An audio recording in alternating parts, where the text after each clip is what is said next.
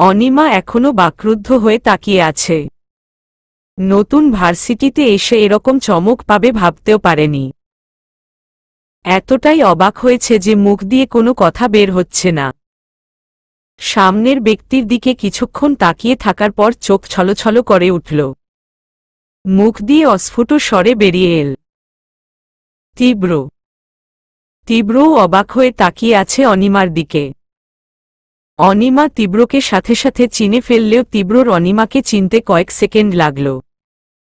কারণ ও যেই অনিমাকে চিনত সেই অনিমা আর এই অনিমার মধ্যে পার্থক্য আছে।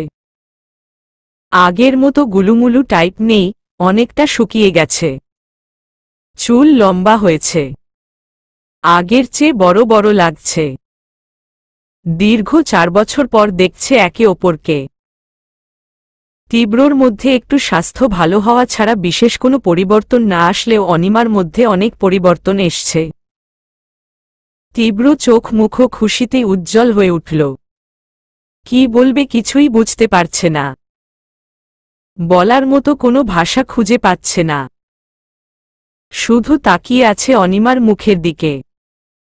এর মধ্যেই পেছনে থেকে মেয়েলি কণ্ঠে কেউ একজন বলতে বলতে এল, তীব্র, আজ এত লেট করে এলি কেন? স্নেহা কখন থেকে কল? এটুকু বলে অনিমাকে দেখতে পেয়েই থমকে গেল মেয়েটা। গলা দিয়ে আওয়াজ বেড়ে হচ্ছে না। ওরও চিনতে 5-6 সেকেন্ড লেগেছে। মেয়েটাকে দেখে অনিমা আরেক দফা ঝটকা খেল। আবারও একইভাবে মুখ দিয়ে অরু শব্দটা বেরিয়ে এলো। অরুমিতা এক মুহূর্ত দেরি না করে এক প্রকার দৌড়ে এসে অনিমাকে জড়িয়ে ধরল। অনিমাও দুহাতে জড়িয়ে নিল অরুমিতাকে। তীব্রও ধীর পায়ে এগিয়ে এলো। অরুমিতা অনিমাকে ছেড়ে বলল, কেমন আছিস তুই? এভাবে গুম হয়ে যায় কেউ? এতটা স্বার্থপর কি করে হলি? তীব্র অনিমার কাঁধে হাত রেখে বলল, তুই ঠিক আছিস তো?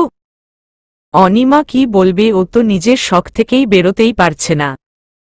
তীব্র আরেকবার ডাকতেই অনিমার হুঁশ এল। ও সহির চাহনিতে কিছুক্ষণ দুজনের দিকে তাকিয়ে থেকে কেঁদে দিল। তীব্র আর অরুমিতা ওকে ধরে ক্যান্টিনে নিয়ে গিয়ে বসাল।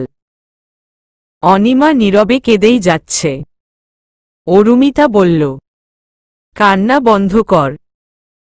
অনিমা জোরে জোরে কয়েকটা শ্বাস নিয়ে নিজেকে সামলে চোখ মুছে ভাঙা গলায় বলল, জানিস কত মিস করছিলাম তোদেরকে? তীব্র গম্ভীর কণ্ঠে বলল, সেই জন্যেই এভাবে গুম হয়ে গেছিলি? আমি কি করে থাকতাম? আব্বু মারা যাওয়ার পর আমি তো গ্রামে আমাদের দেশের বাড়ি চলে গেছিলাম। অরুমিতা বলল, আঙ্কেলের অ্যাক্সিডেন্ট আর মারা যাওয়ার কথা জানি আমরা। তাই বলে একটু যোগাযোগ করবি না? জানিস কতবার তোর সাথে যোগাযোগ করতে চেয়েছিলাম? অনিমা কিছুক্ষণ চুপ থেকে বলল, আমি চাইলেও যোগাযোগ করতে পারতাম না। আমার কাছে কোনো উপায় ছিল না। তীব্র ভ্রু কুঁচকে বলল, কিন্তু তুই এই ভার্সিটিতে? তোর হাজবেন্ড কোথায়? অনিমা অবাক হয়ে গেল। কি বলছে কি তীব্র? হাজবেন্ড কোথা থেকে আসবে? ও অবাক হয়ে বলল, হাজবেন্ড? অরুমিতা অনিমার এরকম প্রতিক্রিয়ায় অবাক হয়ে বলল, হ্যাঁ, আমরা তো গেছিলাম তোদের গ্রামের বাড়িতে। সেখানে তোর মামা মামি তো বলল তোর নাকি বিয়ে হয়ে গেছে মিনিস্টার রঞ্জিত চৌধুরীর ছেলে রিক চৌধুরীর সাথে। অনিমা কিছুক্ষণ হতভম্ব হয়ে তাকিয়ে থাকার পর একটু হাসল। নাক টেনে নিজেকে স্বাভাবিক করে বলল, মিথ্যা কথা বলেছে। আমার কোনো বিয়ে হয়নি। তবে এটা ঠিক যে গোটা একটা বছর আমি মিনিস্টার রঞ্জিত চৌধুরীর বাড়িতে তার হবু বৌমার পরিচয়েই ছিলাম। তীব্র, অরুমিতা দুজনেই চরম অবাক হল। অরুমিতা অস্থির কণ্ঠে বলল, কিন্তু ওনারা মিথ্যা কথা কেন বলল? আর তুই বা ওই বাড়িতে কেন ছিলি? তাও বিয়ের আগেই? তীব্র বলল, দেখ আমরা জানি তুই কেমন মেয়ে। তুই অন্তত নিজের ইচ্ছাতে ওরকম বাড়িতে বিয়ে করে যেতে চাইবি না। বিয়ের আগেই ওই বাড়িতে পড়ে থাকা তো অনেক দূরের কথা। কি হয়েছে সেটা বল। মাঝখানে নিশ্চয়ই অনেক কিছুই ঘটে গেছে। ক্লিয়ারলি বল। অনিমা কিছু বলল না। হঠাৎ করেই আবার মাথা হালকা ব্যথা করে উঠল। আগের মতো ও হুটহাট সব ভুলে যায় না ঠিকই, কিন্তু আগের কথা ভাবলেই এখন মাথা ব্যথা করে ওঠে। এখনো তাই করছে। তীব্র ব্যাপারটা বুঝতে পারল, তাই কথা ঘুরিয়ে নিল। এরপর অনেকটা সময় বিভিন্ন রকমের কথাবার্তা বলল। 4 বছর পর বেস্ট ফ্রেন্ডদের সাথে দেখা হলে যা হয় আর কি। আস্তে আস্তে অনিমাও নরমাল হল। সেভাবেই ওদের সাথে মিশে গেল যেভাবে 4 বছর আগে মিশত। কথায় কথায় তীব্র বলল, এখন কোথায় আছিস? ওই বাড়িতেই। অনিমা না বোধক মাথা নাড়ল। অরুমিতা বলল, তাহলে কোথায় আছিস?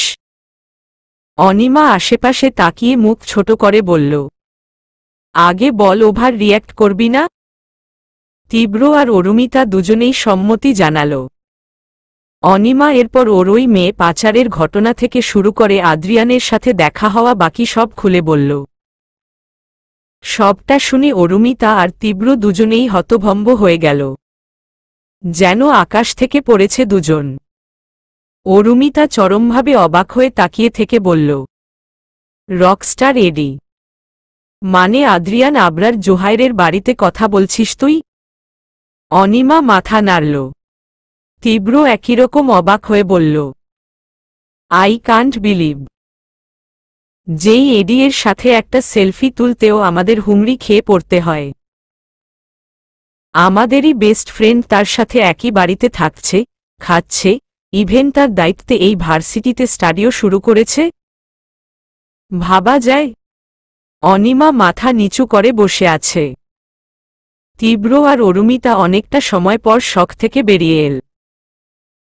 অরুমিতা এবার একটু গলা ঝেড়ে বলল, না মানে ব্যাপারটা কি শুধু দায়িত্ব, শ্রদ্ধায় বাড়িতে থাকা ইত্যাদি ইত্যাদির মধ্যেই সীমাবদ্ধ আছে নাকি সামথিং সামথিং?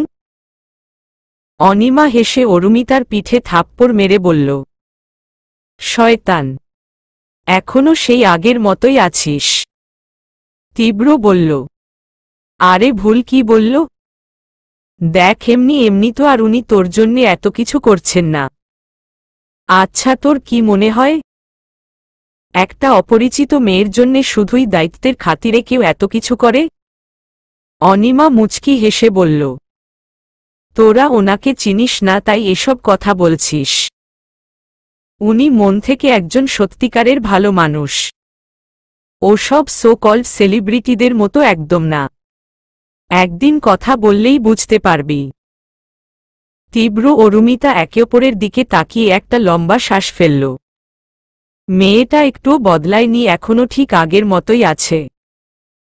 এই সব বিষয় সহজে বুঝতে পারে না। আর অনিমা মনে মনে প্রচণ্ড খুশি আজ ও ওর পুরনো বন্ধুদের খুঁজে পেয়েছে, ওর বেস্ট ফ্রেন্ডদের খুঁজে পেয়েছে। আর সবটাই পেরেছে আদ্রিয়ানের জন্যে। লোকটাকে চাইলেও ও কোনোদিন ভুলতে পারবে না। ওর জীবনের একটা টার্নিং পয়েন্ট ওই মানুষটা। রাত 8টার পর আদ্রিয়ান বাড়িতে ফিরল। একটু তাড়াতেই আছে ও। আজ অনিমা প্রথম দিন ছিল নতুন ভার্সিটিতে। কাজের জন্যে মেয়েটাকে আনতে যেতেও পারেনি। কেমন গেছে দিনটা কে জানে। বেল চাপতেই সার্ভেন্ট এসে দরজা খুলে দিল। আদ্রিয়ান ভেতরে ঢুকে ড্রয়িং রুম পাস করতে যাবে, তখনই অনিমা দৌড়ে এসে জড়িয়ে ধরল আদ্রিয়ানকে। আদ্রিয়ান কয়েক সেকেন্ডের জন্যে স্তব্ধ হয়ে গেল। অনিমা নিজেও বুঝছে না এক্সাইটমেন্টে ও কি করছে। অনিমা আদ্রিয়ানকে শক্ত করে জড়িয়ে ধরে বলল, thank you, thank you so much. Adrian ইতস্তত করে ওখানে থাকা দুজন সার্ভেন্টের দিকে তাকাল। ওনারা ঠোঁট চেপে হেসে চলে গেল। আদ্রিয়ান এখনো বুঝতে পারছে না কি হয়েছে। আদ্রিয়ান কিছু বলার আগেই অনিমা আদ্রিয়ানকে জড়িয়ে রেখেই বলল, আজকে আমি অনেক খুশি। আপনি জানেন আজ আমার কাদের সাথে দেখা হয়েছে? সাথে সাথেই আদ্রিয়ান মুখ অন্ধকার হয়ে এল। কোনো পরিচিতদের সাথে দেখা হয়েছে? তার মানে কি অনিমা চলে যাবে এ বাড়ি ছেড়ে? আদ্রিয়ান কাঁপা কাঁপা গলায় বলল, কার সাথে? অনিমা আদ্রিয়ানকে না ছেড়েই উচ্ছ্বসিত কণ্ঠে বলল, আমার স্কুল লাইফের ফ্রেন্ডস, ইনফ্যাক্ট আমার all time best friends Arumita আর তীব্রর সাথে দেখা হয়েছে। জানেন ওরা আমার সাথেই আমার ডিপার্টমেন্টে আছে। আদ্রিয়ান একটা স্বস্তির নিঃশ্বাস ফেলল। কিছুক্ষণ চুপ থেকে এতক্ষণ বাড়তে থাকা হৃদস্পন্দন আর টেনশনকে কমিয়ে নিজেকে স্বাভাবিক করে নিল। জোরে জোরে দুটো শ্বাস নিয়ে অনিমার পিঠে হাত রেখে বলল, বুঝতে পেরেছি, এবার ছাড়ো। অনিমার সাথে সাথেই হুঁশ এলো যে ও কি করছে। দ্রুত ছেড়ে দিয়ে একটু দূরে সরে দাঁড়াল। লজ্জায় আদ্রিয়ানের দিকে চোখ তুলে তাকাতে পারছে না। নিজের ওপরই নিজের রাগ হচ্ছে এই মুহূর্তে ওর। এত ওভার এক্সাইটেড হয়ে কি উল্টোপাল্টা কাজ করছিল। আদ্রিয়ান অনিমাকে লজ্জা পেতে দেখে ঠোঁট চেপে হাসল। তারপর বলল, কফি নিয়ে রুমে এসো, ওখানে কথা বলছি বলে জ্যাকেট খুলতে খুলতে ওপরে চলে গেল।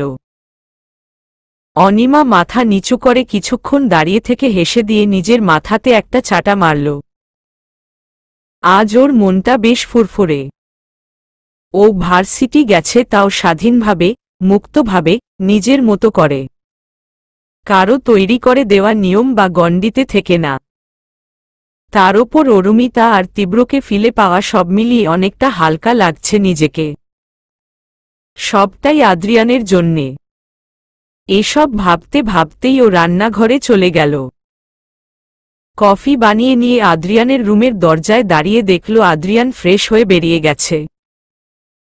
চুল মুছছে, পরনে একটা গেঞ্জি আর 3/4। অনিমা গলা ঝেড়ে বলল, আসবো?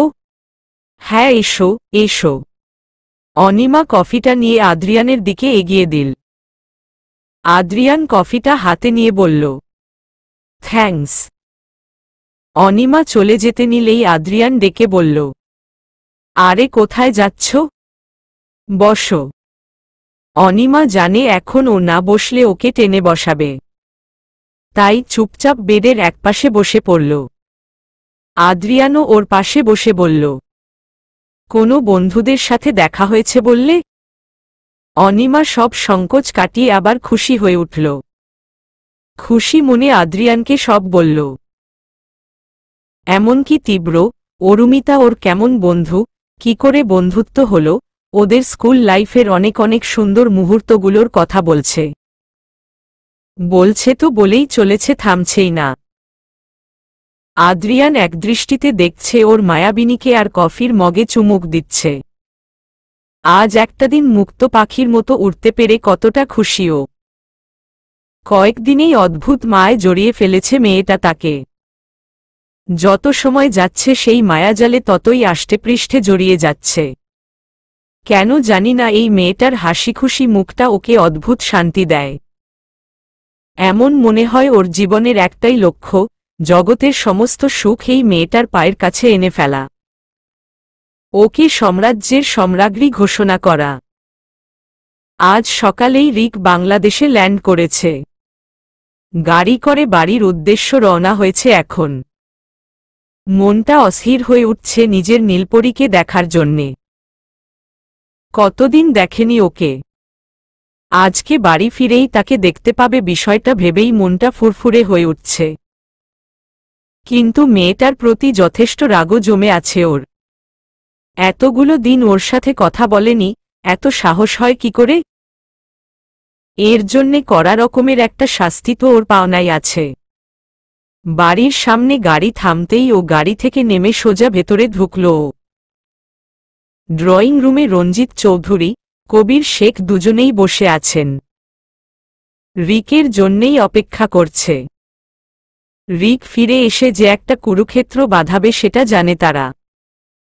আর সেই কুরুক্ষেত্রের ভয়াবহতা সামলাতে গুহ রচনা করে ফেলেছেন কবির শেখ। রিক ভেতরে এসে ওনাদের দেখে হাসল। হাসি মুখেই বলল, হাই ড্যাড, কেমন আছো? রঞ্জিত চৌধুরী নিউজপেপার থেকে চোখ সরিয়ে মেকি হাসি দিয়ে বললেন, আছি। তোমার কি খবর সেটা বল। সব ঠিকঠাক আছে তো? হ্যাঁ। কবির শেখ উঠে এসে রিককে জড়িয়ে ধরলেন। একটু কুশল বিনিময় করলেন। রিক এদিক ওদিক তাকিয়ে অনিমাকে খুঁজছে। ও এতদিন পরে এসছে, একটু দেখতেও এলো না। সত্যিই মেয়েটা রুড, ভীষণই রুড। মিসেস লিমা রিকের গলার আওয়াজ পেয়ে এক প্রকার ছুটে এলেন। এতদিন পর ছেলেকে দেখতে পেয়ে ভীষণ খুশি উনি। রিকের দিকে এগোতে গিয়ে উনি থেকে গেলেন। রিক তো এখনই অনিকে খুঁজবে। যখন জানবে অনি নেই তখন কি হবে? এসব ভাবতে ভাবতেই রিক মা বলে ডেকে উঠল। মিসেস লিমা এসে রিককে জড়িয়ে ধরে কেঁদে দিলেন। রিক জড়িয়ে ধরে বলল, এভাবে কাঁদছ কেন? মরে গেছি আমি? একটা থাপ্পড় মারব, বেয়াদব ছেলে। রিক হেসে মিসেস লিমাকে ছাড়িয়ে নিয়ে, অনি কোথায়? আর স্নিগ্ধু? দুজনেই রুমে, রাইট? আমি দেখা করে আসছি বলে ওপরে চলে গেল। মিসেস লিমা কিছু বলতে নিয়েও বলতে পারল না। কবির শেখ আর রঞ্জিত চৌধুরী একে ওপরের মুখ চাওয়াচাওয়ি করে চুপচাপ বসে রইলেন। রিক ভেতরে গিয়ে অনিমার রুমে গিয়ে দেখল দরজাটা ভেরানো। ও নক না করেই ভেতরে গিয়ে দেখে স্নিগ্ধা খাটে হেলান দিয়ে বসে আছে। রিককে দেখে কোনো প্রতিক্রিয়া করল না, একইভাবে বসে রইল। রিক চারপাশে চোখ বুলিয়ে বলল, অনি কোথায়? স্নিগ্ধা কিছু বলল না। রিক ওকে এভাবে চুপ থাকতে দেখে বিরক্তি নিয়ে বলল, কি হয়েছে কি? এভাবে চুপ করে আছিস কেন? ছাদে আছে বলে ছাদের দিকে যেতে নিলেই স্নিগ্ধা বলল, খুঁজে লাভ নেই, বাড়িতে নেই ও। রিক ভ্রু কুঁচকে ফেলল। স্নিগ্ধার দিকে ঘুরে বলল, বাড়িতে নেই মানে? ভার্সিটি গেছে। কিন্তু আমি তো ওকে বলেছিলাম যে আমি এসে ওকে অ্যাডমিট করিয়ে দেব, এর আগে যাতে না যায়। একটা কথা যদি শুনতো আমার। বাবা একদম ঠিক বলে আহ্লাদ দিয়ে মাথায় তুলেছি ওকে আমি। ওকে বেরোতে দিল কে?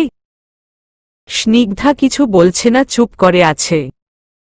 রিক রাগে গজগজ করে নিচে চলে এলো। বাইরে যেতে নিল তখনই রঞ্জিত চৌধুরী বলে উঠলেন, কোথায় যাচ্ছ? রিক থেমে গিয়ে শক্ত কণ্ঠে বলল, ভার্সিটি। অনির কাছে। ও বেরোলো কি করে সেটা বল। গার্ডরা কি করছিল? কবির শেখ হাইশ করে বসা অবস্থাতেই বলল, তুমি কি আমাদের বলে গেছিলে ওকে আটকে রাখতে বা বেরোতে না দিতে? ওকে তো বারণ করেছিলাম। আর তোমার মনে হলো ও সেসব শুনবে? রিক উত্তর দিল না। বেরিয়ে যেতে নিলেই রঞ্জিত চৌধুরী বলে উঠলেন, ভার্সিটিতে নেই ও। রিক এবার চরম অবাক হল। বাড়িতে নেই, ভার্সিটিতে নেই, তাহলে আছেটা কোথায়? রিক চরম অবাক অবস্থাতেই বলল, মজা করছো তোমরা আমার সাথে? উবে গেল মেয়েটা। মিসেস লিমা কোনায় দাঁড়িয়ে আছেন। স্নিগ্ধাও নিচে নেমে এসছে এর মধ্যেই। কবির শেখ এবার উঠে দাঁড়িয়ে বললেন, 3 দিন আগে সে ভার্সিটির নাম করে বেরিয়েছিল ঠিকই, কিন্তু আর ফিরে আসেনি। রিক চমকে উঠল। হতভম্ব হয়ে কিছুক্ষণ তাকিয়ে থেকে বলল, মানে? রঞ্জিত চৌধুরী ক্ষিপ্ত কণ্ঠে বললেন, মানেটা এখনো বুঝছ না? পালিয়ে গেছে ও। ওর তো কোনো বিপদও হতে পারে। তোমরা রিক কথাটা শেষ করার আগেই কবির শেখ বললেন, ওর জামা কাপড় মিসিং, এখনো এসব বলবে? রিক কিছুক্ষণ থম মেরে দাঁড়িয়ে থেকে কম্পিত কণ্ঠে বলল, ওর এত সাহস হবে না মামা।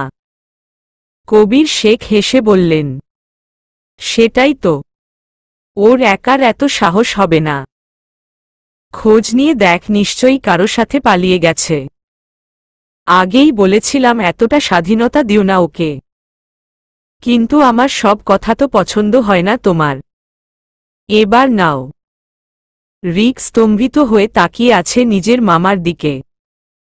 কবির শেখ রিকের কাছে এসে দাঁড়িয়ে বললেন, বনে উড়ে বেড়ানো পাখি কখনো পোষ মানে না, তাকে খাঁচায় বন্দি করে রাখতে হয়।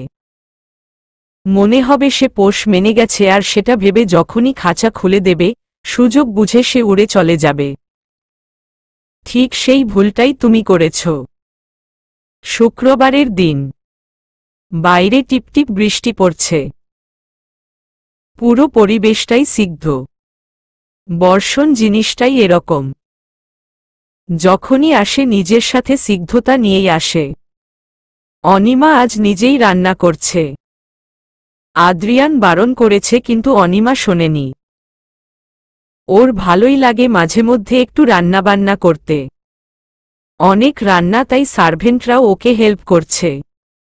আজ দুপুরে ওদের বাড়িতে আদিব, আশিসকে ডেকেছে। আদ্রিয়ান এই বাড়িতে একা থাকে, তাই যেকোনো ছুটির দিনেই আদিব আর আশিসকে ডেকে নেয়। অভ্র সকাল বেলাতেই এসে পড়েছে।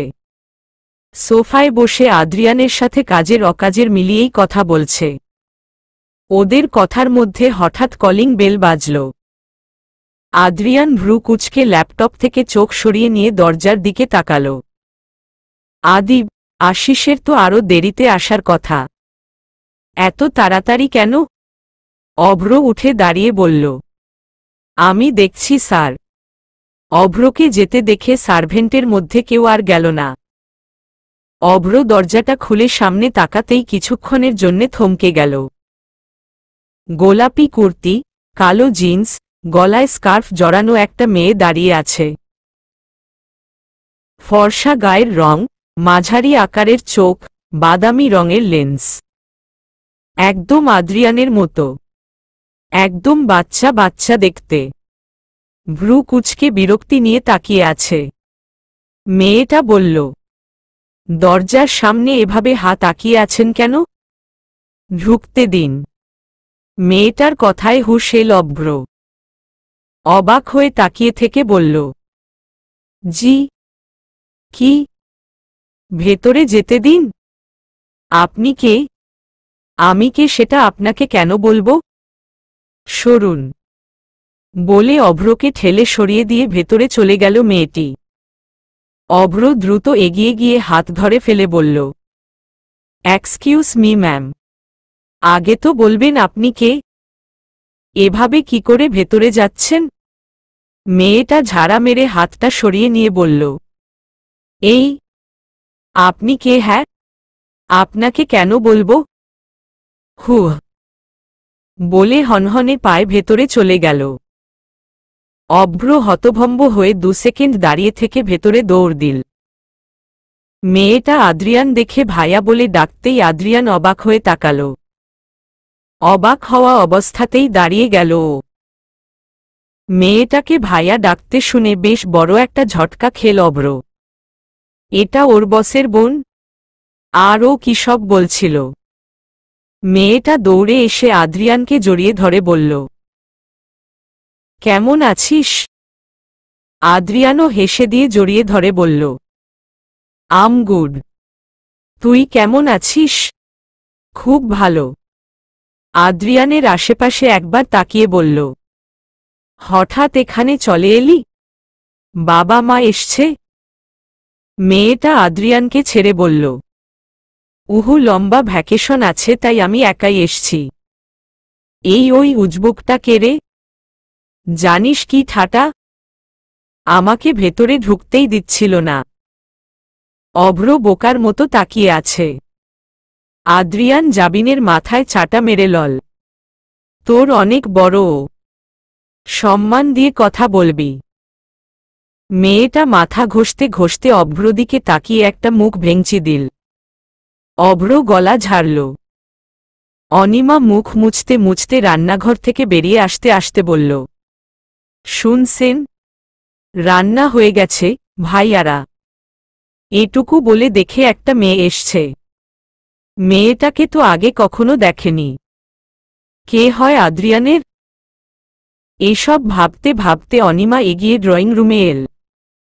মেয়েটার চোখ অনিমার ওপর পড়তেই কিছুক্ষণ অবাক দৃষ্টিতে তাকিয়ে থেকে জোরে চেঁচিয়ে বলল, ভাইয়া, আম্মু ঠিক সন্দেহ করেছিল তুই বিয়ে করে ফেলেছিল, আর আমাকে তো অন্তত বলবি। ধ্যাত, বলে ন্যাকাকান্না জুড়ে দিয়ে সোফায় বসে পড়ল। অনিমা সম্পূর্ণ বোকার মতো তাকিয়ে আছে ওদের দিকে। আদ্রিয়ান ধমক দিয়ে, চুপ কর ড্রামা কুইন, ও আমার বউ না, আর আমি বিয়েও করিনি। মেয়েটা মিথ্যে চোখ মোছার ভান করে বলল, মিথ্যে বলছিস তুই? আমি এখনই আম্মুকে ফোন করে বলে দেব। বলে ফোনটা বের করতে নিলেই আদ্রিয়ান হাত ধরে নিল।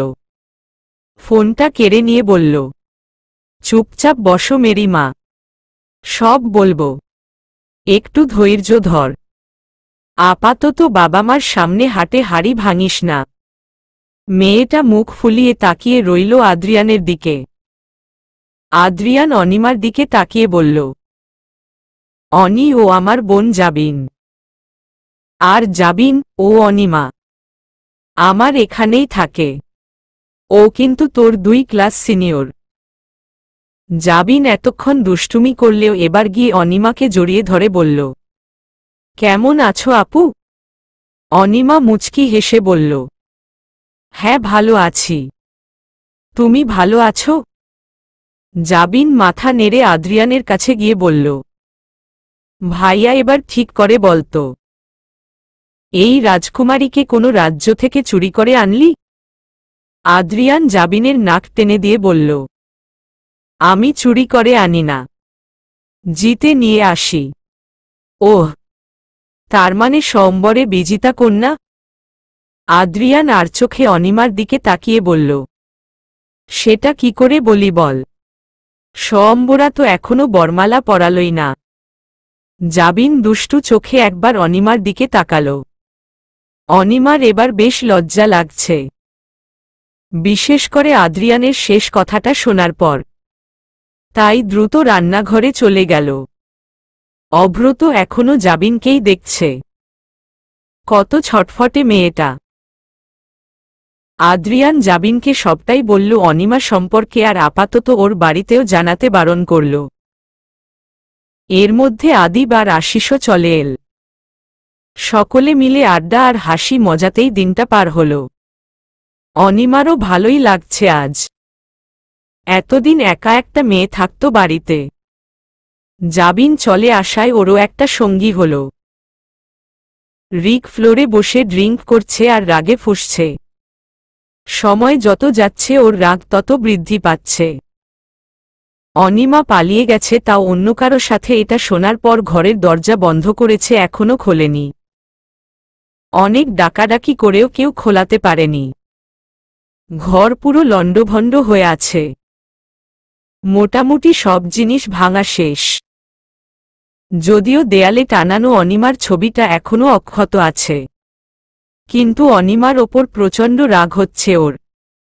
এতটাই রাগ যেটা এর আগে কোনোদিনও হয়নি। ও এতটা সাহস কি করে হয় যে কারো হাত ধরে পালিয়ে যায়? আজ নেশাটাও চড়ছে না, কিচ্ছু ভালো লাগছে না। অনিমার ছবিটা দেখলেই ওর শরীরের রগ ফুলে উঠছে।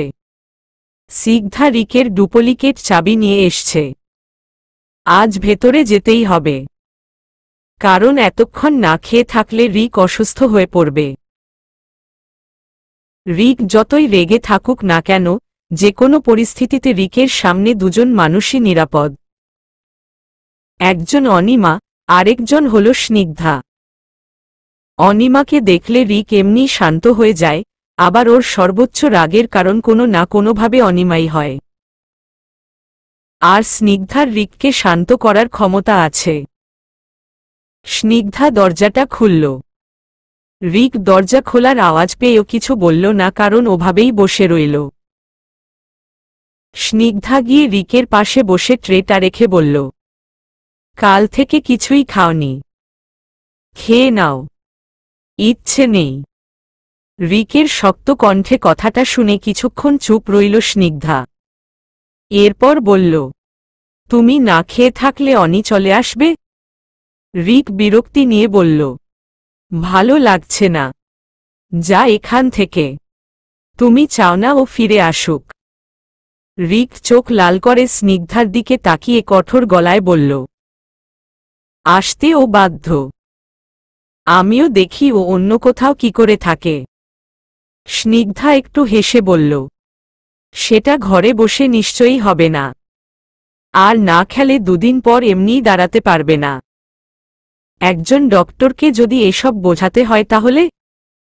রিক কিছু একটা ভেবে ট্রেটা নিয়ে খেতে শুরু করে দিল।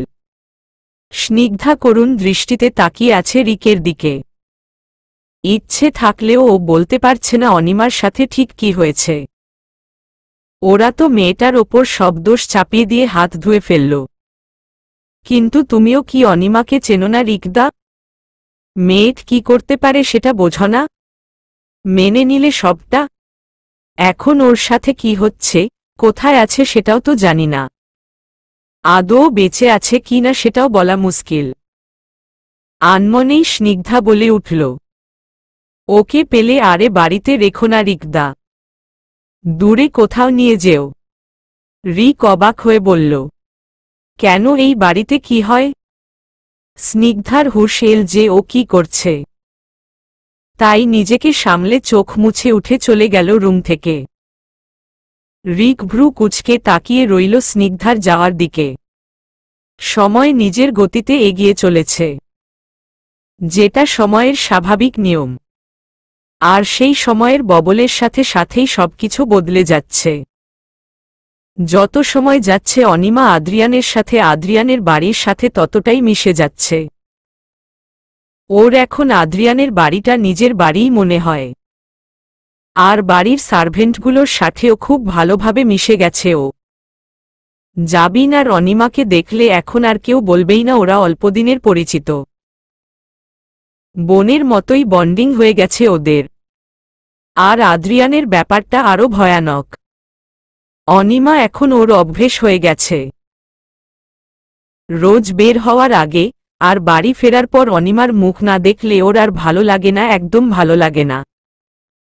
কিন্তু মেয়েটা বোঝেই না এসব। সব সময় ওর কাছ থেকে পালিয়ে পালিয়ে বেড়ায়। এত লজ্জার কি আছে, সেটাই বুঝে উঠতে পারে না। জাবিন আসার পর থেকে তো সাপের 5 পা দেখেছে। দরকার ছাড়া ওর কাছে আসেই না। শুধু কফি দিয়ে যায় আর প্রয়োজনীয় টুকটাক কথা বলে, যেটা আদ্রিয়ানের মোটেই পছন্দ হচ্ছে না। বিছানায় হেলান দিয়ে বৃষ্টি দেখতে দেখতে সেই ভাবনাই ভেবে চলেছে আদ্রিয়ান। আপনার খাবার। কথাটা শুনে ভাবনা থেকে বেরিয়ে এল আদ্রিয়ান। তাকিয়ে দেখল অনিমা ওর জন্যে বিকেলের স্কাক্স পাস্তা আর কফি নিয়ে এসছে। আদ্রিয়ান ইশারা করে রাখতে বলল। অনিমা রেখে চলে যেতে নিলেই আদ্রিয়ান বলল, কোথায় যাচ্ছ? জাবিনের রুমে। বসো। অনিমা বেশ অবাক হয়েই বসল। ওর মনে হল আদ্রিয়ান হয়তো গুরুত্বপূর্ণ কিছু বলবে। কিন্তু অনিমাকে অবাক করে দিয়ে আদ্রিয়ান বলল, জাবিনের রুমে যাচ্ছিলে কেন? এমনিই ওর সাথে একটু গল্প করতাম। আদ্রিয়ান হাত ভাঁজ করে বলল, সবসময় জাবিনের সাথে গল্প করতে হবে কেন? আমাকে চোখে পড়ে না? অনিমা অবাক হয়ে তাকালো আদ্রিয়ানের দিকে। আদ্রিয়ান ওর সাথে কথা বলতে চায়, সেটা আবার এভাবে বলছে। কিন্তু কেন? অনিমা অবাক ভঙ্গিতেই বলল, না আসলে। আদ্রিয়ান এবার একটু জেদি স্বরে বলল, এসব আসলে নকলে বাদ দাও। এখন তুমি এখান থেকে কোথাও যাবে না। অনিমা অবাকের ওপর দিয়ে অবাক হচ্ছে আদ্রিয়ানের ব্যবহারে। তবুও বলল, জাবিন অপেক্ষা করছে। ওকে বলেছি আপনাকে খাবারটা দিয়েই আমি ওর কাছে যাব। আমারটা ওর রুমেই রাখা। আদ্রিয়ান অনেকটা চোখ রাঙিয়ে বলল, বললাম তো এখানে বসো। এত কথা কিসের? আদ্রিয়ানের চোখ রাঙানিতে অনিমা বেশ অনেকটাই ভয় পেল। তাই ইতস্তত করে নিচু গলায় বলল, এখানে বসে কি করব সেটা তো বলবেন। আদ্রিয়ান শক্ত কণ্ঠে বলল, কিচ্ছু করতে হবে না, বলতেও হবে না। চুপচাপ বসে থাকো এখানে। অনিমা কিছু বলতে নিলেই আদ্রিয়ান চোখ গরম করে তাকাল। বেচারি অনিমাও কিছুই বুঝতে না পেরে বোকার মতো ওখানেই বসে রইল। আদ্রিয়ান পাস্তা নিয়ে খেতে শুরু করে দিল। অনিমা কি করবে কিছুই বুঝে উঠতে পারছে না। এভাবে মূর্তির স্টাইলে বসে থাকা যায়?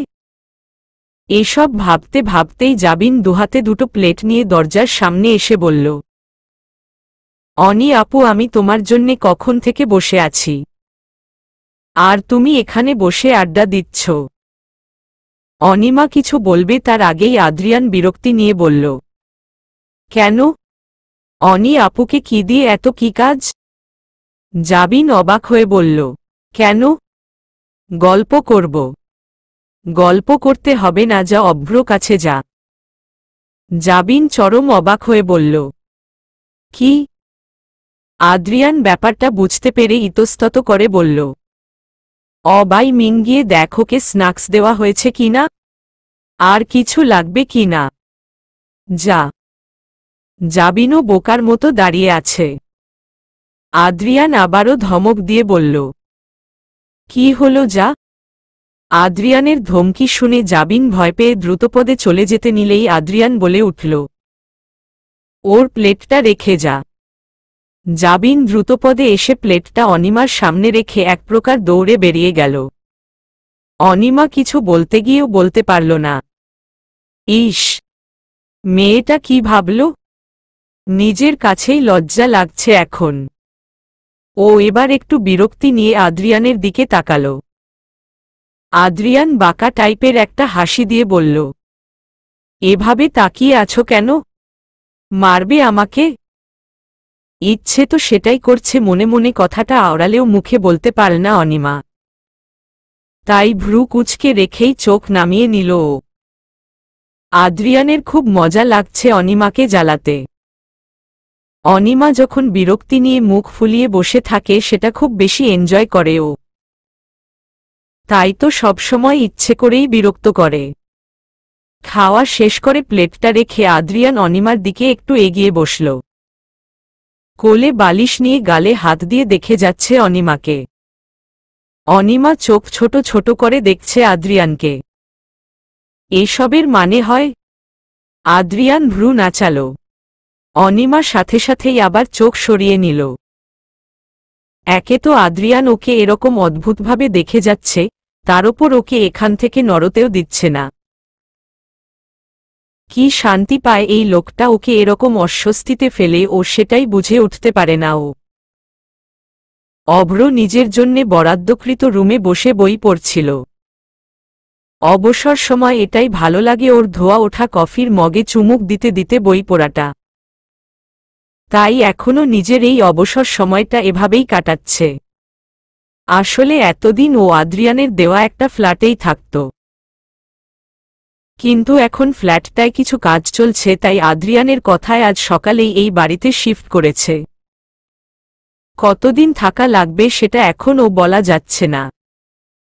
আদ্রিয়ানের কথা মতো খবর নিতে মনে মনে একগাদা বকবক করতে করতে জাবিন চলে এল অভ্র রুমে। এসে দেখে অভ্র কফি খাচ্ছে আর বই পড়ছে। আজকে ইনফরমালভাবে দেখল ও অভ্রকে। একটা পাতলা টি শার্ট, হাঁটু অবধি প্যান্ট, এলোমেলো চুল। উজ্জ্বল শ্যামবর্ণের এক সুপুরুষ বটে। নিজেকে সামলে নিয়ে জাবিন একটু গলা ঝেড়ে বলল, আসব? অভ্র অবাক চোখে তাকাল দরজার দিকে। জাবিন হঠাৎ ওর রুমে আসবে ও ভাবেনি। অবাক কণ্ঠেই বলল, হ্যাঁ আসুন। জাবিন গুটি গুটি পায়ে ভেতরে এসে বলল, আপনার স্ন্যাক্স, কফি দিয়ে গেছে?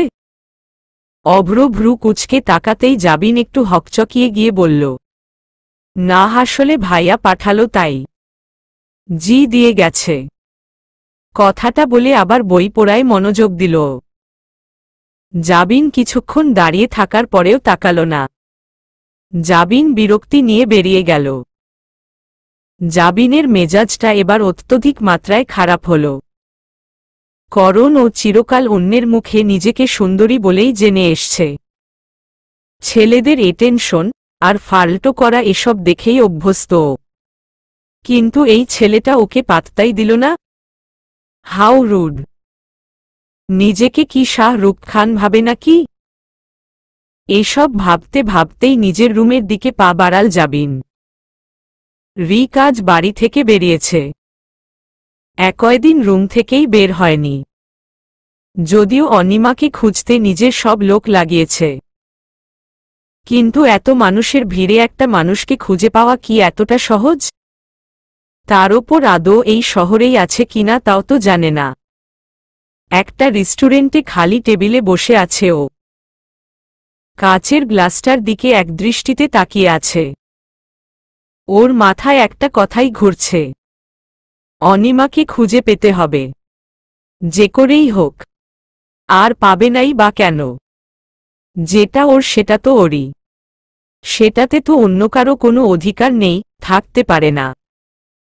ওর এখানে আসার মূল কারণটা হলো আদ্রিয়ান বলেছে আজ এখানে আসবে ওর সাথে দেখা করতে। ঘড়ির দিকে তাকিয়ে দেখল দুপুর 1:20 বাজে। আদ্রিয়ান তো বলেছে সেই সকালে বেরিয়েছে। কোনো জায়গায় ব্রেক না করে গাড়ি চালিয়ে এলে 5 ঘন্টার বেশি লাগবে না। এতক্ষণে তো চলে আসার কথা। এসব ভাবতে ভাবতেই আদ্রিয়ান চলে এলো। দুই ভাই কুশল বিনিময় করার পর আদ্রিয়ান রিকের দিকে তাকিয়ে ভ্রু কুঁচকে বলল, চোখ মুখের এই অবস্থা কেন? কিছু হয়েছে?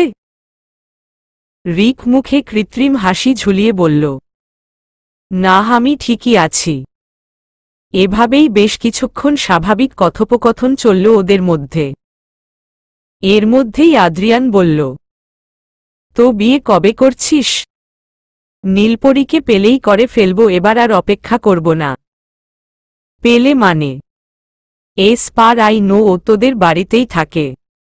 এখন নেই, ও নিজের বাড়ি গেছে। এই জন্যই বাবু এত আপসেট। রিক কিছু বলল না। এখন আদ্রিয়ানকে পুরো ব্যাপারটা খুলে বলতে পারবে না। সবটা শুনলে আদ্রিয়ান যে ওর কিছু কাজ সাপোর্ট করবে না সেটা ও জানে। কিন্তু ওই বা কি করবে? ও ওর নীলপরীকে নিজের করে রাখতে সবকিছু করতে পারে। সবকিছুই। তাই কথা ঘুরিয়ে অন্য সব আলোচনায় মনোযোগ দিল। ভার্সিটির লাস্ট ক্লাস শেষ করে অনিমা, তীব্র আর অরুমিতা বের হল। আপাতত স্নেহার আসার জন্যে ওয়েট করছে। স্নেহা তীব্রর গার্লফ্রেন্ড। ইন্টার সেকেন্ড ইয়ার থেকেই তীব্র আর অরুমিতার সাথে পরিচয় ওদের। ইউনিভার্সিটিতে ওঠার পরেই আস্তে আস্তে প্রেম। তবে একে অপরকে তুই করে বলার অভ্যেসটা যায়নি এখনো। অনিমা স্নেহাকে চিনত না, এখানে এসেই আলাপ। অপেক্ষা করছে কারণ স্নেহার ডিপার্টমেন্ট আলাদা। অনিমারা জার্নালিস্টও পড়ছে আর স্নেহা ইংলিশ। কিছুক্ষণের মধ্যেই স্নেহা চলে এলো।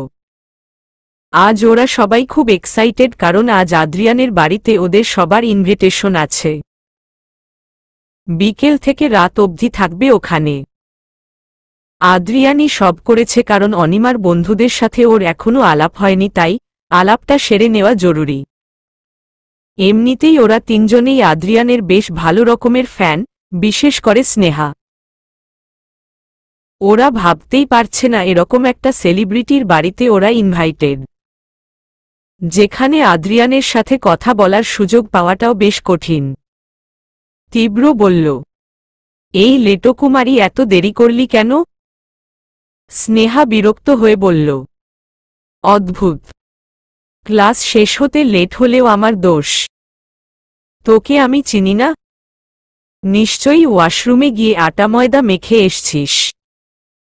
আফটার অল সেলিব্রিটি ক্রাশের বাড়ি যাচ্ছিস কেন? তোর জ্বলছে? বয়েই গেছে। অনিমা এবার বিরক্তি হয়ে চেঁচিয়ে বলল, চুপ। ওরা দুজনেই থেমে গেল। অনিমা একটা লম্বা শ্বাস ফেলে বলল, আজ তো টম এন্ড জেরি, যেখানে সেখানে শুরু হয়ে যায়। এবার চল, ড্রাইভার কাকু সেই কখন থেকে অপেক্ষা করছেন হয়তো। অরুমিতাও বলল, হ্যাঁ সেই চল। ওরা সবাই মিলে একসাথে হাঁটা দিল। একটু এগিয়েই তীব্র বলল, ওয়েট ওয়েট, দুটো কোকাকোলা কিনে নেই, যেতে যেতে খাওয়া যাবে। বলে তীব্র দৌড়ে চলে গেল। অনিমা ডেকেও থামাতে পারল না। বিরক্তি নিয়ে বলল, এই ছেলেটাও না, চল আমরা এগোই। বলে ওরা একটু এগোতেই কিছু ছেলে ওদের পথ আঁকড়ে দাঁড়াল। বোঝাই যাচ্ছে এরা ভার্সিটির সিনিয়র ভাইরা, যারা এক এক দিন এক একজনের ক্লাস নেয়, আজ ওদের পেয়েছে। স্নেহা বিড়বিড় করে বলল, শিট, আজকেই ওদের আসতে হলো। অনিমা একটু বিরক্ত হল, তবুও ভদ্রভাবে বলল, ভাইয়া পথ ছাড়ুন, যাব আমরা। ওদের মধ্যে একজন বলল, এত তাড়া কিসের? আমরা তোমাদের সিনিয়র ভাই, আমরা ডাকলে মন দিয়ে কথা শুনবে বুঝলে। অনিমা হাত ভাঁজ করে বলল, কি বলবেন বলুন। নাম কি? অনিমা। কোথায় থাকো? অনিমার এবার একটু রাগ হল। এসব উদ্ভট প্রশ্নের মানে কি? তাই অনেকটা রেগে গিয়েই বলল, কেন? বিয়ের ইনভিটেশন কার্ড পাঠাবেন? এসব উটকো ঝামেলা না করে পথ ছাড়ুন। ছেলেগুলো হাসল। মাঝের জন বলল, বাবা তেজ আছে দেখছি, তাও রবিনকে দেখাচ্ছে। আমিও দেখি কতটা তেজ আছে। এটা বলে অনিমার দিকে এগোতে নিলেই অরুমিতা বলল, ভাইয়া প্লিজ যেতে দিন না, ও আর এভাবে বলবে না। অরুমিতার কথায় পাত্তা না দিয়ে রবিন নামের ছেলেটা একদম অনিমার সামনে এসে দাঁড়াল। হাতের জ্বলন্ত সিগারেটটায় একটা টান মেরে পুরো ধোঁয়াটা অনিমার মুখের ওপর ছাড়ল। অনিমা এমনি এসব সহ্য করতে পারে না, তাই কাশি শুরু হয়ে গেল। ওর সাথে মেজাজটাও খারাপ হল। কোনোমতে কাশি থামিয়ে রেগে গিয়ে থাপ্পড় মেরে দিল রবিনকে। রবিন হিংস্র চোখে তাকালো অনিমার দিকে। অনিমা নিজেও এবার খানিকটা ভয় পেয়ে গেল। অরুমিতা আর স্নেহা বেশ ঘাবড়ে গেছে। রবিন ক্ষিপ্ত হয়ে অনিমা গায়ে হাত দিতে নিলেই কেউ হাত ধরে ফেলল। ওরা তাকিয়ে দেখল তীব্র। রবিন একই দৃষ্টিতে তীব্রর দিকে তাকাল। তীব্র মেকি হেসে বলল, সিনিয়র ভাইয়ারা জুনিয়রদের স্নেহ করবে সেটাই স্বাভাবিক, কিন্তু জুনিয়রদের এভাবে হ্যারাস করাটা আপনাদের মতো সিনিয়রদের ঠিক মানায় না, তাই এরকম না করাই বেটার। রবিন ঝাড়া দিয়ে হাত ছাড়িয়ে নিয়ে বলল, দেখ, এসবের থেকে দূরে থাক। পারবো না ভাইয়া, এটাই ভালো হয় যদি আপনারা ওদের থেকে একটু দূরে থাকুন, কারণ আমি কমপ্লেইন করলে ব্যাপারটা ঘেটে যাবে। এরপর গেঞ্জির হাত ফোল্ড করতে করতে বলল, এমনিতেই জুনিয়র একটা মেয়ের হাতে চড় খেলেন, আবার যদি জুনিয়র ছেলের হাতে মার খান সেটা খুব বেশি সম্মানের হবে না। তোর এত জ্বলছে কেন? তোর আইটেমকে তো আর কিছু করিনি। অনিমার সাথে এরকম বিহেভ করাই এমনিতেই রেগেছিল তীব্র।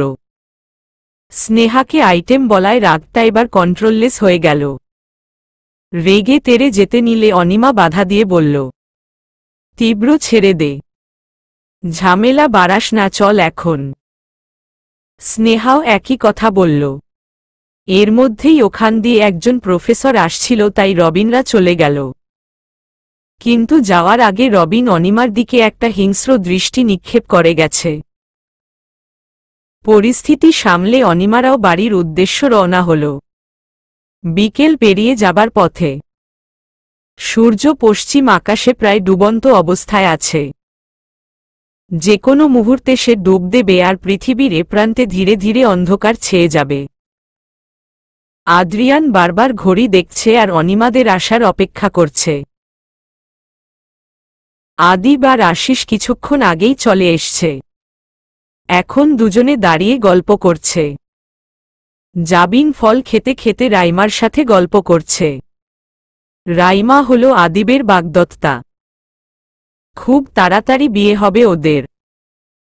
এমনিতে সব রকমের আয়োজন করে রেখে দিয়েছে ও অনিমা ওর বন্ধুদের আজ নিয়ে আসছে তাই। কিন্তু হিসেবমতো তো ওদের চলে আসার কথা এখনো আসছে না কেন?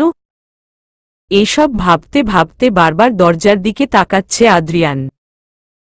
জাবিন রাইমার সাথে কথা বলছে আর চোখে দেখছে সোফায় বসে ফোন স্ক্রোল করতে থাকা অভ্রকে। অভ্র প্রতি খুবই বিরক্তি ওর দিকে ঠিক করে তাকায়ও না ছেলেটা। এই বিরক্তির কারণটা যে অবান্তর সেটাও ভালো করে জানে জাবিন। তবুও মনে এই প্রশ্নটা ওঠে যে একটা সুন্দর মেয়ে আশেপাশে থাকলে কোনো ছেলে এত ডোন্ট কেয়ার ভাব নিয়ে কি করে থাকে? দূর, এই ছেলে যা ইচ্ছে করুক তাতে ওর কি? এইসব কথা ভেবে নিজেই নিজেকে সান্ত্বনা দিয়ে রাইমার সাথে কথা বলায় মনোযোগ দিল জাবিন। আশিস উঠে একটু ওয়াশরুমে গেল তাই আদিব এসে আদ্রিয়ানের সাথে কথা বলতে শুরু করল। এর মধ্যেই কলিং বেল বেজে উঠল। সবাই এবার একটু সক্রিয় হয়ে উঠল, কারণ কাঙ্ক্ষিত ব্যক্তিদের আগমন ঘটেছে। আদ্রিয়ান নিজেই গেল দরজা খুলতে। দরজা খুলে মুখে হাসি ফুটল ওর। ফুটবে না কেন? মায়াবিনীকে যখনই দেখে ওর মুখে এমনিই হাসি ফুটে উঠে। মেয়েটা যেন ওর মন ভালো করার খুবই কার্যকারী এক ঔষধ। আদ্রিয়ান দেখল অনিমার পেছনে আরও তিনজন দাঁড়িয়ে আছে। অনিমা পেছনে তাকিয়ে দেখল তীব্র, অরুমিতা, স্নেহা তিনজনেই অবাক হয়ে তাকিয়ে আছে। স্নেহা তো এক প্রকার হা করে তাকিয়ে আছে। তীব্র নিজেকে সামলে নিয়ে বলল, হাই আমি। তীব্রকে থামিয়ে দিয়ে আদ্রিয়ান বলল, ওয়েট। বলে অনিমাকে সাইড করে দিয়ে একটু এগোলো। ওরা তিনজনেই হালকা ঘাবড়ে গেল। ওরা ভাবল হয়তো কোনো ভুল করে ফেলেছে। কিন্তু ওদের অবাক করে দিয়ে আদ্রিয়ান মুচকি হেসে বলল, তোমাদের নামগুলো আমি বলবো, ভুল হলে ধরিয়ে দিও কিন্তু। আদ্রিয়ান তীব্রর দিকে তাকিয়ে বলল, তুমি তীব্র রাইট? তীব্র নিজেও এবার একটু হেসে বলল, জি ভাইয়া। আদ্রিয়ান হাত বাড়াতেই তীব্র হেসে এগিয়ে এসে সাদরে আলিঙ্গন করল আদ্রিয়ানকে। আদ্রিয়ানের এরকম বিনয়ী স্বভাব মুগ্ধ করল ওকে। আদ্রিয়ান তীব্রকে ছেড়ে একে একে অরুমিতা আর স্নেহা দুজনের নাম বলতেই সক্ষম হল। আর ওদের সাথেই খুব ভালোভাবে পরিচিত হল। ওরা আদ্রিয়ানের মতো একজন সেলিব্রিটির এরকম ব্যবহারে অবাক তো হয়েছেই, আরও অবাক হল এত ভালোভাবে চিনতে পারায়। রাখার মতো অবস্থাতে নেই অরুমিতা অবাক হয়ে বলল, স্যার আপনি আমাদের এত ভালো করে কি করে চিনলেন? মানে এর আগে তো আমাদের। আদ্রিয়ান অনিমার দিকে চোখের ইশারা করে বলল, এই ইনি যতক্ষণ আমার সাথে কথা বলে তোমাদের কথাই বলে এত এত ডেসক্রিপশন দিয়েছে যে দেখেই চিনে ফেলেছি। স্নেহা তো এক্সাইটমেন্টে পাগল পাগল হয়ে গেছে, কি বলবে কি না বলবে বুঝতে পারছে না। তীব্র, অরুমিতা নিজের উত্তেজনা চেপে রাখতে পারলেও স্নেহা উত্তেজনাবশত বলে ফেলল, স্যার একটা সেলফি প্লিজ। অনিমা চোখ বড় বড় করে তাকালো স্নেহার দিকে। মেয়েটাকে এত করে বুঝিয়ে এসছে যে উত্তেজনায় উল্টোপাল্টা কিছু করবি না, কিন্তু মেয়েটা তো সেটাই করল। অনিমার নিজেরই এখন লজ্জা লাগছে, সাথে তীব্র অরুমিতারও। আদ্রিয়ান হয়তো ওদের অবস্থা বুঝতে পারল তাই হেসে বলল, অবশ্যই তুলবে। আমি তো পালিয়ে যাচ্ছি না, রাত পর্যন্ত আছি তোমাদের সাথে, অনেক ছবি তুলব। আদ্রিয়ান এর কথাতেই স্নেহা বুঝতে পারল বেশি বেশি করে ফেলেছে। সবার মধ্যেই এখন চরম অস্বস্তি। ওদের নরমাল করতে আদ্রিয়ান বলল, সব কথা কি এখানে দাঁড়িয়েই বলবে নাকি? এসো ভেতরে এসো। আর এসব স্যার ট্যার বলে ডেকো না, ভাইয়া বলে ডাকবে, তিনজনকেই বলছি। ওরাও মাথা নেড়ে সম্মতি জানিয়ে ভেতর আসল। ওরা ভেতরে যেতে সবাই সোফা থেকে উঠে দাঁড়াল। আদ্রিয়ান একে একে আদিব, অভ্র, জাবিনের সাথে ওদের পরিচয় করিয়ে দিল। রাইমাকে দেখে অনিমা অবাক হল, কারণ এর আগে দেখেনি। অনিমার চাহনি বুঝতে পেরে আদ্রিয়ান বলল, অনি, ওই হচ্ছে রাইমা। তোমাকে বলেছিলাম না আদিবের উঠবি।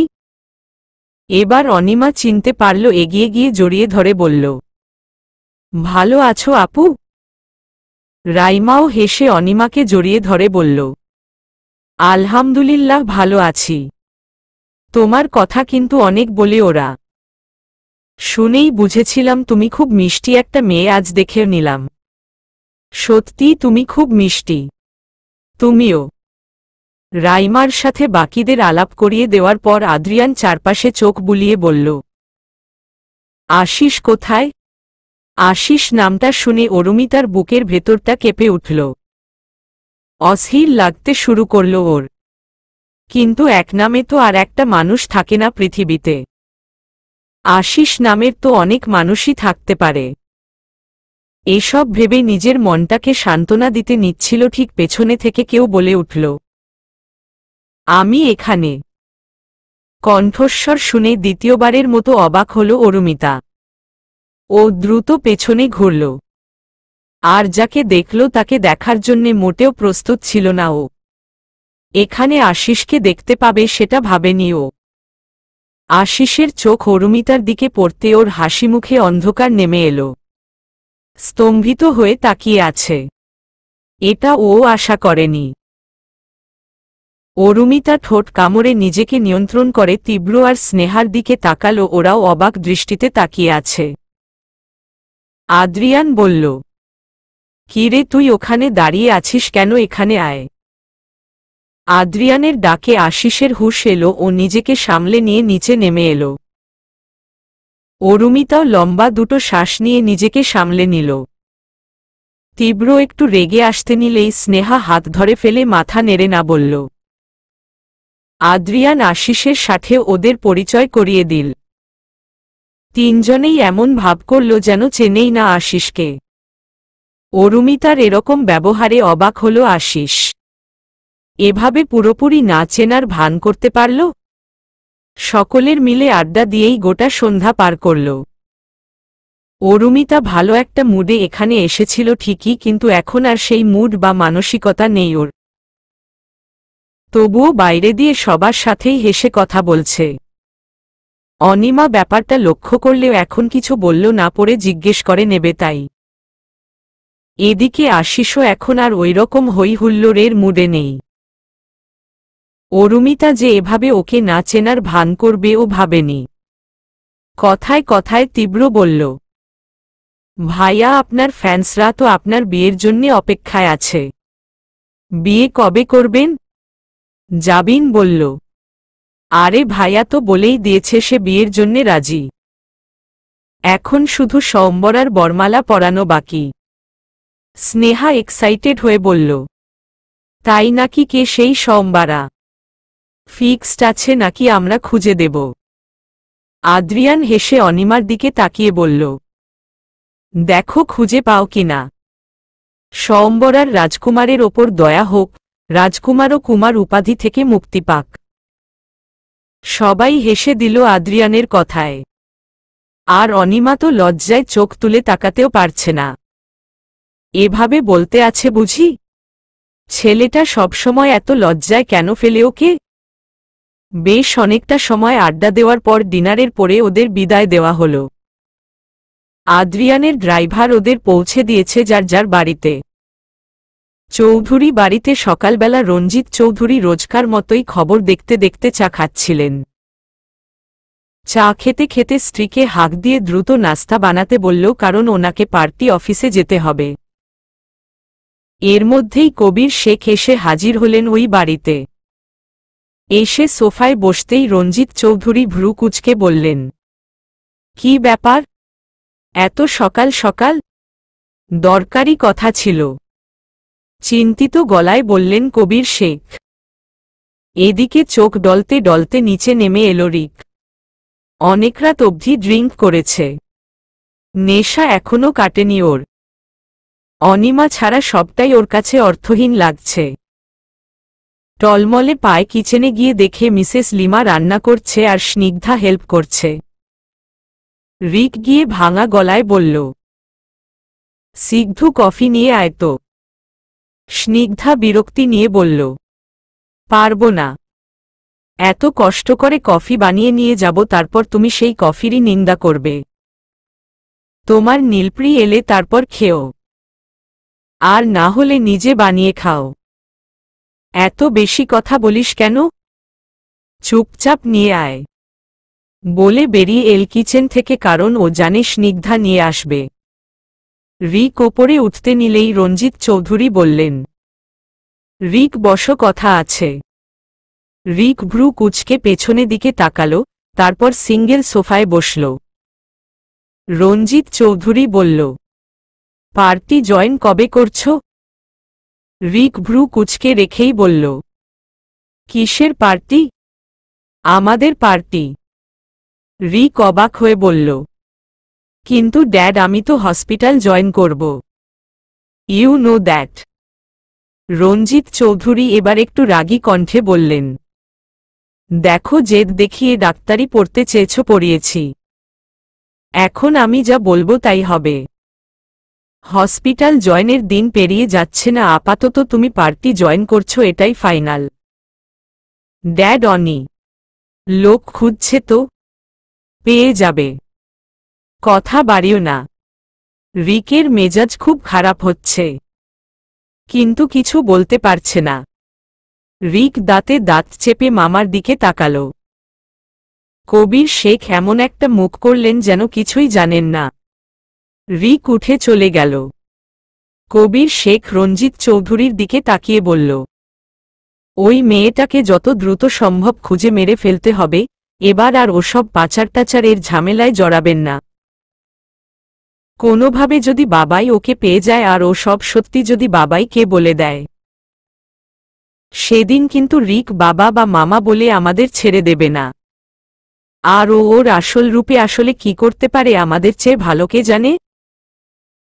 রঞ্জিত চৌধুরী চায়ের কাপে চুমুক দিয়ে ভাবতে শুরু করলেন, কবির যা বলেছে তা ঠিক, দ্রুতই কিছু একটা করতে হবে।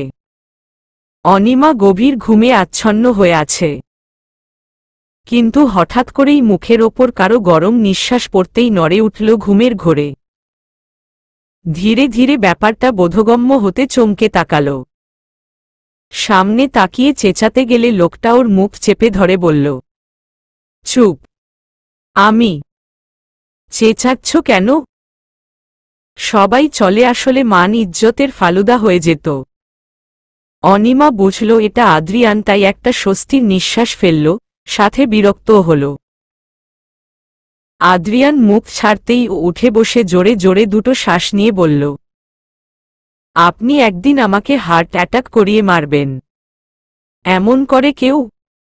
আদ্রিয়ান কিছু না বলে অনিমাকে কোলে তুলে নিল। অনিমা চোখ বড় বড় করে তাকিয়ে আছে আদ্রিয়ানের দিকে। আদ্রিয়ান ডোন্ট কেয়ার একটা ভাব নিয়ে হাঁটতে লাগল। অনিমা এত করে এত কিছু জিজ্ঞেস করছে, কিন্তু আদ্রিয়ানের কোনো উত্তর নেই। ও অনিমাকে সোজা ছাদে নিয়ে গিয়ে বসিয়ে দিয়ে নিজে ওর পাশে বসে পড়ল। অনিমা দেখল মাদুর পাতা, গিটারও আছে, তার মানে বাবু সব প্ল্যান করেই রেখেছিল। অনিমা আদ্রিয়ানের দিকে তাকিয়ে ভ্রু নাচিয়ে বলল, এসব কি? আদ্রিয়ান একটু বাচ্চামো টাইপ আচরণ করে বলল, তো কি করব? সারাদিন তুমি ভার্সিটি, জাবিন, স্টাডি এসব নিয়ে কাটিয়ে দাও। সার্ভেন্টদের সাথেও কত সময় কাটাও তুমি, অথচ আমার সাথে? হা, জানো আমি এই বাড়ির সবচেয়ে অবহেলিত একটা প্রাণী? তাই তো রাতের বেলা তুলে নিয়ে এলাম। এই সময়টাই তোমাকে একা পাই। আর এখন সবাই ঘুমিয়ে আছে, তাই তুমি বাহানা দিয়ে যেতেও পারবে না। অনিমা ঠোঁট চেপে একটু হাসল, তারপর বলল, আমি আসার আগেও তো আপনি একা থাকতেন, তখন কিভাবে চলত? আদ্রিয়ান লম্বা শ্বাস ফেলে বলল, ছোটবেলা থেকে একা থাকতে আমার ভালো লাগত। একদম বাচ্চা বয়সে আলাদা রুমে থাকা শুরু করি। একা একা বসে বসে গান প্র্যাকটিস করাতেই আমার শান্তি ছিল। গান সাথে থাকলে আমার আর কিচ্ছু দরকার ছিল না, কাউকে না। কিন্তু তুমি আসার পর আমি একাকিত্বকে ভয় পেতে শুরু করেছি। এখন আমার শুধু গান দিয়ে হয় না, সাথে তোমাকেও চাই। তুমি ছাড়া আমিটাকে আমার কেমন যেন সুর ছাড়া গানের মতো লাগে, একদম পানসে। অনিমা আদ্রিয়ানের দিকে তাকিয়ে মুচকি একটু হেসে চোখ নামিয়ে নিল। আদ্রিয়ান কিছু বলল না। অনেকটা সময় নীরবতার পর অনিমা বলল, একটা গান শোনাবেন? আদ্রিয়ান হেসে তাকালো অনিমার দিকে। এতদিনে আজ প্রথম অনিমা ওর কাছে গান শুনতে চাইছে তাই। যদিও আদ্রিয়ান যখন প্র্যাকটিস করে অনিমা লুকিয়ে লুকিয়ে শোনে, যেটা আদ্রিয়ান জানে না।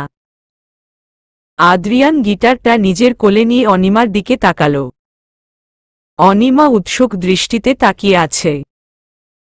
গিটারে টুংটাং করে সুর তোলার পর আদ্রিয়ান গাইতে শুরু করল, ক্রমশ এই গল্পে আরও পাতা জুড়ে নিচ্ছি।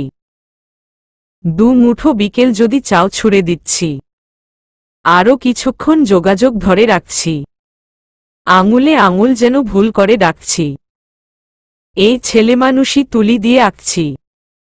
তোমায় ছোবে বলে, আদর করবে বলে। উড়ে উড়ে আসে এলোমেলো কিছু গান, ডেকে যায় তোমার আঁচল ধরে। তুমি ছুলে জল, আমি বৃত্ত হয়ে থাকছি। দু মুঠো বিকেল যদি চাও ছুঁড়ে দিচ্ছি, আরও কিছুক্ষণ যোগাযোগ ধরে রাখছি। আঙুলে আঙুল যেন ভুল করে ডাকছি। এই ছেলেমানুষই তুলি দিয়ে আঁকছি। তোমার নিশানাতে আমার এ হওয়াতে। উড়ে উড়ে আসে গুঁড়ো গুঁড়ো কিছু নীল, ডেকে যায় তোমার আকাশ জুড়ে। ক্রমশ এই গল্পে আরও পাতা জুড়ে নিচ্ছি। দু মুঠো বিকেল যদি চাও ছুঁড়ে দিচ্ছি, আরও কিছুক্ষণ যোগাযোগ ধরে রাখছি। আঙুলে আঙুল যেন ভুল করে ডাকছি। এই ছেলেমানুষই তুলি দিয়ে আঁকছি। চলবে।